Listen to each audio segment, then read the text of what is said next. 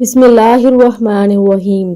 زینب T V کی طرف سے میں آپ لوگوں کے ساتھ رسول اللہ صلی اللہ علیہ وآلہ وسلم کا بہت ہی پیارا فرمان شیئر کرنے جا رہی ہوں کہ کیا میں تمہیں اس کی خبر نہ دوں۔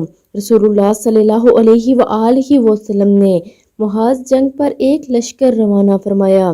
انہیں خوب غنیمتیں حاصل ہوئی اور وہ دشمن کو شکست دے کر بہت جلد واپس پلٹ آئے۔ ایک آدمی نے عرض کی کہ اے اللہ کے رسول صلی اللہ علیہ وآلہ وسلم، ہم نے اس لشکر سے بڑھ کر غنیمتیں حاصل کر کے جلدی لوٹنے والا لشکر آج تک نہیں دیکھا۔ رسول اللہ صلی اللہ علیہ وآلہ وسلم نے فرمایا، کیا میں تمہیں اس کی خبر نہ دوں جو اس لشکر سے بھی جلدی غنیمتیں حاصل کر کے لوٹنے والا ہے؟